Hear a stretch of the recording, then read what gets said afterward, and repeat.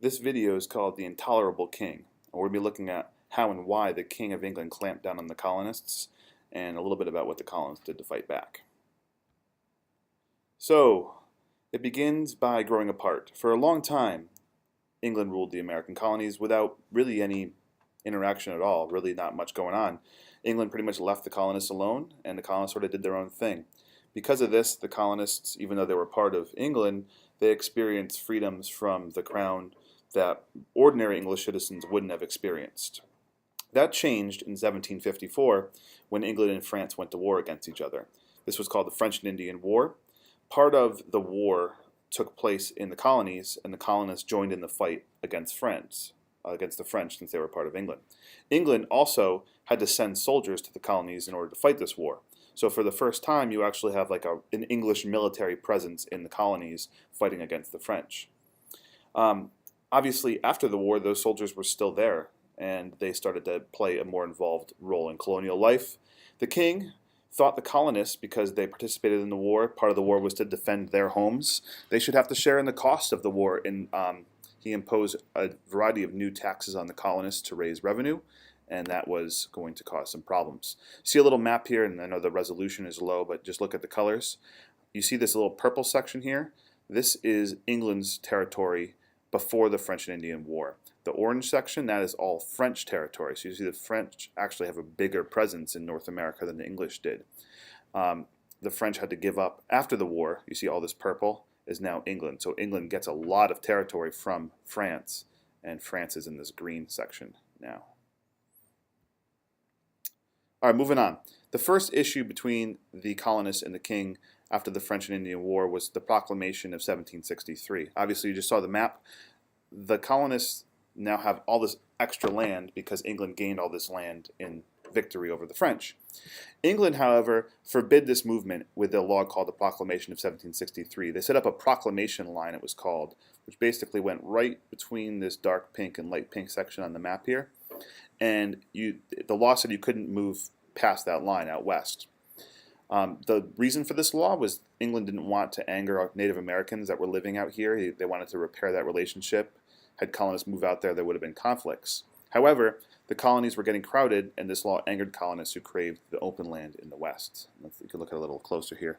Here is the line right here, and even though all that light pink section is English territory, the colonists were not allowed to live there. Actually, Florida was not part of English territory, even though it's pink, but everything else was. Moving on to the next law that happened the year later, called the Sugar Act. Like I said, the king thought the colonies should share in the cost of the war, so we put some revenue-raising taxes in place. The first one, or one of the first ones, called the Sugar Act. This taxed sugar and other products. The price of those goods would have increased because the colonists would have had to pay the tax on it, and then that tax would have gone to help pay off the war debt.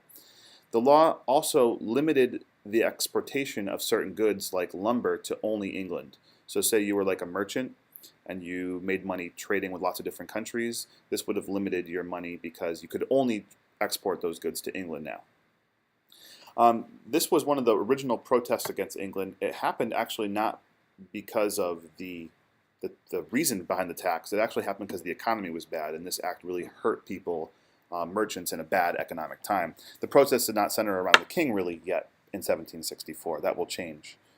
And here's a cartoon with the king drinking his tea with sugar and kind of making fun of him. All right, the Stamp Act was next in 1765. Again, this was a revenue-raising tax to help pay off the war debt. This law required colonists to pay a tax on any paper products, including stamps, that they would have used. Ships' papers, legal documents, licenses, newspapers, anything that was paper would have been taxed. The law angered colonists because they didn't have any input in this law. England made the law and put it in place of the colonists, but the colonists had no representation. So this is the first time where the colonists used the famous saying, "no taxation without representation."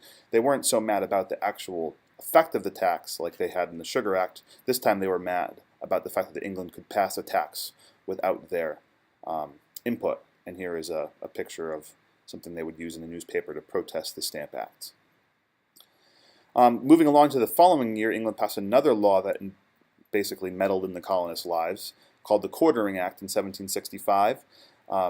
This law basically said to the colonists, we need to put troops in your land to make you pay taxes. Now you also have to make the soldiers feel at home. You got to let them in your house. You got to feed them. You got to let them sleep there. They have no other place to sleep.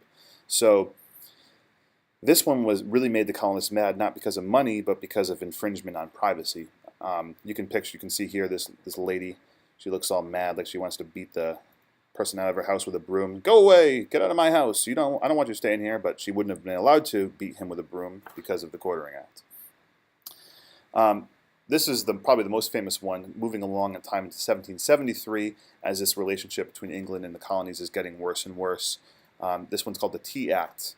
England had a tea company, East India Company, that made tea, and the company was not doing well. They had all this extra tea and they needed a market.